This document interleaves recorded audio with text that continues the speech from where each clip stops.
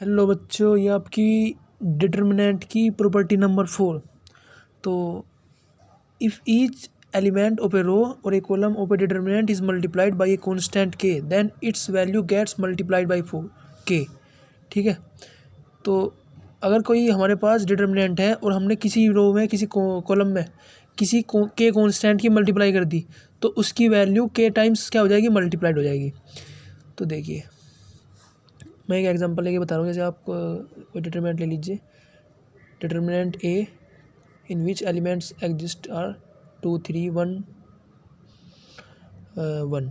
ठीक है, तो ये देखिए ये कितना आएगा, 2 - 3 दैट इज इक्वल टू -1। तो हमारे पास ए की वैल्यू, डिटरमिनेंट ऑफ ए की कितनी वैल्यू आ गई, -1। If I multiply the determinant value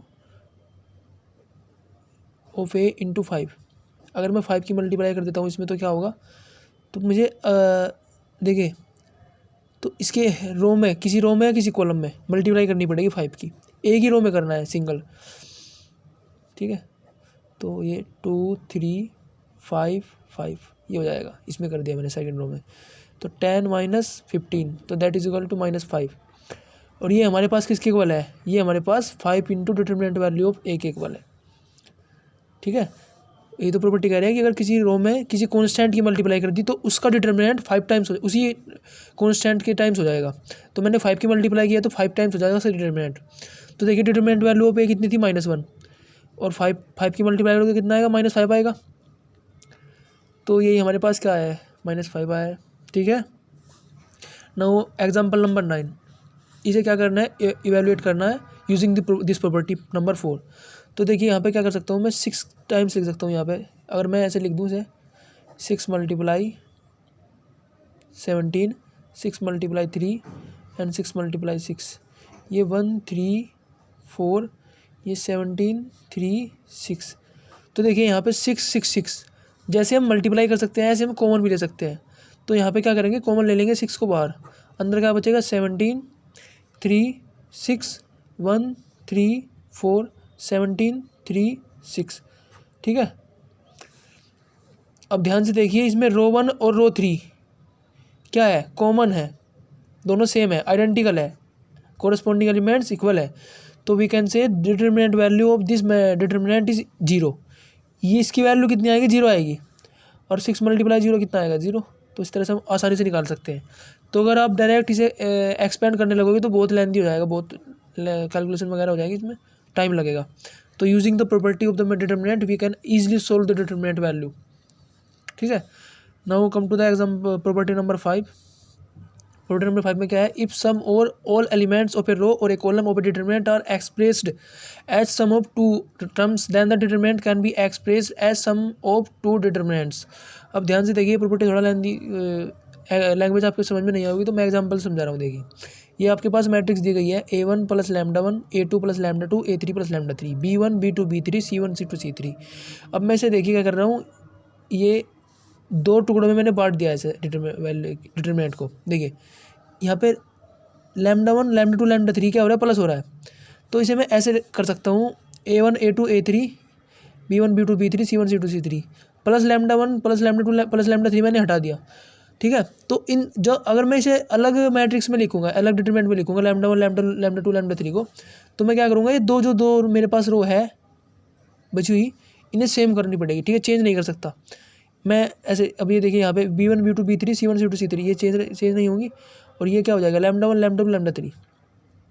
ठीक है, तो ये इन दो डिटरमिनेंट में ये दो रो क्या है, सेम है, आइडेंटिकल है, और इसमें क्या है, ये प्लस हो गया, ये प्लस हो जाएगी। अगर आप इन दोनों को जोड़ेंगे तो यही आएगा। ऐसे जोड़ते हैं। तो देखिए अब एग्जांपल ले लेते हैं, एग्जांपल नंबर 10 एनसीईआरटी का। तो ये क्या करना है, ये शो करना है कि ये एक नल मैट्रिक्स के इक्वल है, मतलब जीरो के इक्वल है, सॉरी 0 के इक्वल है इसकी डिटरमिनेंट वैल्यू। तो देखिए इसे मैं ऐसे करूँगा ABC। अब मैं इसे क्या कर रहा हूँ, ब्रेक कर रहा हूँ 2 मैट्रिक्स में। ये अगर इसे 2 मैट्रिक्स में ब्रेक करूँगा तो ये दोनों सेम होनी चाहिए, फर्स्ट रो थर्ड रो। ठीक है, तो ये हो जाएगा ABC XY Z plus ABC 2X 2Y 2z x y z। ठीक है, तो देखिए इसकी डिटरमिनेंट वैल्यू तो 0 हो गई क्योंकि फर्स्ट रो और सेकंड रो क्या है, आइडेंटिकल है, तो इसकी डिटरमिनेंट वैल्यू 0 हो गई। इसमें देखिए ABC 2x 2y 2z x y z, इसमें सेकंड रो और थर्ड रो क्या है, एक रो दूसरी रो की क्या है, मल्टीप्लाई बाई कॉन्स्टेंट है। देखिए इसमें 2 की मल्टीप्लाई हो रही है तो इसकी वैल्यू भी 0 आएगी। ये तो मैं ये सोच सकती हूँ कि 2 को बाहर ले लेते हैं पहले, तो फिर सेकंड रो और थर्ड रो क्या हो जाएगी, आइडेंटिकल हो जाएगी, तो इसकी वैल्यू क्या आ जाएगी, 0 आ जाएगी। तो इस तरह से 0 + 0 क्या आ जाएगा, 0 आएगा, तो इस तरह से इसकी वैल्यू 0 आ जाएगी। ठीक है, now come to the property number 6 of your determinant. ठीक है, इसमें क्या है, if to each element of any row और column of a determinant the k multiplies of corresponding elements of other row are added, then value of determinant remains the same.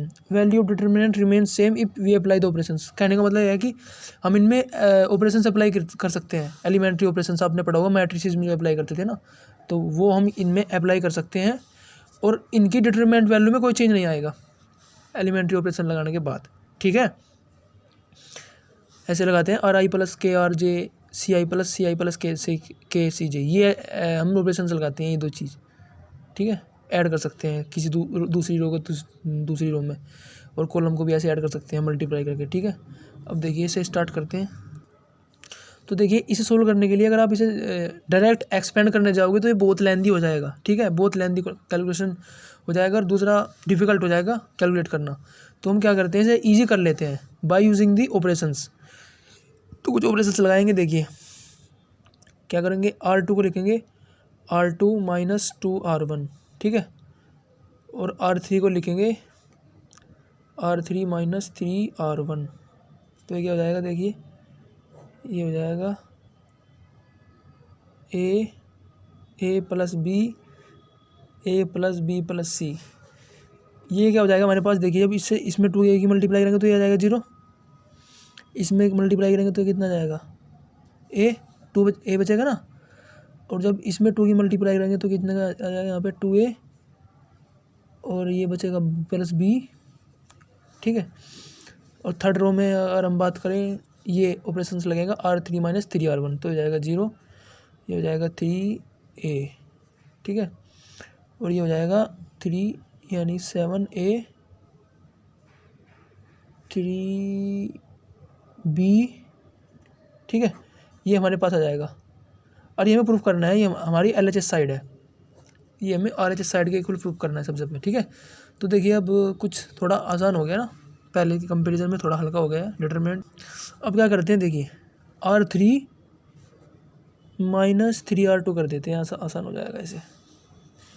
तो ये बचेगा यहाँ पे A + B, ये A + B + C, ये 0, ये A, ये 2A + B, ये हो जाएगा 0, ये हो जाएगा 0, ये हो जाएगा A। ठीक है, ये हमारे पास बच गया। अब हम क्या करते हैं, इसे एक्सपेंड कर देते हैं। कॉलम 1 के लोग एक्सपेंड करेंगे तो देखिए नंबर ऑफ जीरो सबसे ज़्यादा इसमें क्या है, कम है, ज़्यादा है ना, 0 0 एक एलिमेंट है, तो इसके अलोंग करेंगे तो क्या आएगा, देखिए ये हमारे पास आएगा, लिखते हैं A, और डिटरमिनेंट हमारे पास जो बचेगा ये बचेगा A + B में ध्यान से देखना कि मैं ऐसे कर रहा हूँ कॉलम वाइज, तो ऐसे अगर ऐसे देखेंगे, देखिए यहाँ पे ऐसे, तो इसके अलोंग करूँगा A, तो हमारे पास जो डिटरमिनेंट बचेगा ये माइनर डिटरमिनेंट, ये होगा माइनर। ठीक है, तो मैं ऐसे लिख रहा हूँ इसे 0A 2A + B। ठीक है, तो ये हो जाएगा कितना,